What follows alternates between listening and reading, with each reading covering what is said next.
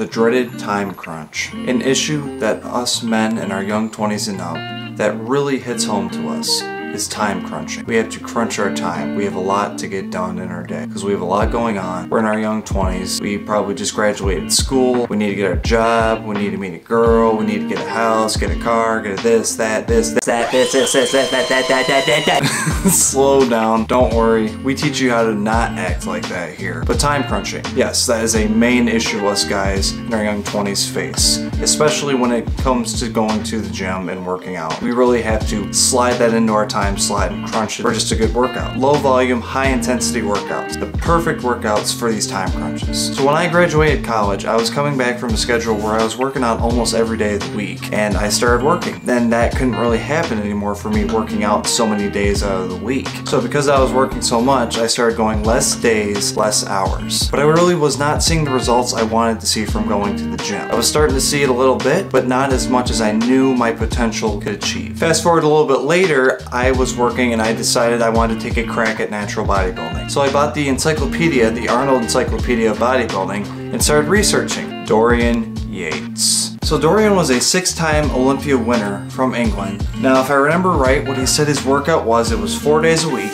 1-hour workouts. And this guy was a 6-time Olympia winner. But it was all achievable through low volume, high intensity workouts. What specifically implies with that type of working out? Low volume, low amount. You're only going a couple days a week, you're going for a short period of time, and you're only doing short amounts of sets with your workouts. High intensity. You're lifting your max, and during your sets, you're lifting until failure. And also during your sets, you're very precise, and you're going slow, and you're really feeling the burn. Now when I first came across Dorian and his training style, it really intrigued me, but I really wanted to know why he does it this way. What's the answer? Low volume, high intensity workouts and why they work so well. And he gave the example of a person rubbing his hand with sandpaper to the point where it's bleeding and it's just raw meat. So what's the natural instinct to do when that happens? You let your wounds heal. But what that does when you let it heal with your hands is, after it's done healing, it creates calluses. Stronger, thicker skin grows over where your wounds once were on your hand, and your hands become more tougher. And that's essentially on how muscle is built. Putting the work into it, working it out, and then being patient and letting it heal and then grow tougher, grow bigger, grow stronger. And it just made perfect sense to me, because with that analogy, you wouldn't fuck with your hand if it's healing like that, because if you do, it opens the wounds again and it creates more of a problem. Same kind of concept with working out. You do a very hard workout one day out of the week, say it's leg day or chest day, you don't want to keep doing chest or legs after that day, especially if you're incredibly sore from that day. What you want to do is let it heal, let it grow. And this truly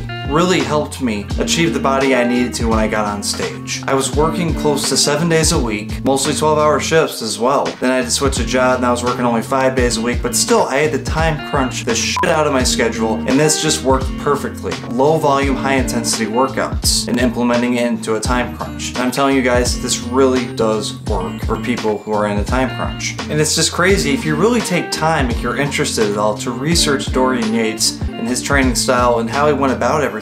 Astonishing on what he did for researching, the booklets he would fill out and write, journals, and his schedule. Basically, he'd go into a cave, come out, work out for an hour, go back into that cave. He was like being a monk. Very disciplined, took a lot of mental capacity, but I know that's what helped him achieve this training style, made it work so well for him. But obviously, just like everything, when you're doing this, you have to be focused, you have to be precise, and you have to pay attention. If you do that, you'll have so much time open on your schedule, and you will look a lot better than most people are. Trust me, when I was in college, I was working out almost every day of the week, and I was not seeing any changes. Nothing. I'd do workout after workout, I'd work out every body part every day. Oh, this, that, this, that. Oh, yeah. And it wasn't working because I wasn't being precise with it. I was just throwing my body into the gym and moving like for 5 fucking hours and not really working out anything. I wasn't paying attention to my body and how it was reacting. I wasn't even feeling sore after some days. But once I did these low volume, high intensity workouts, I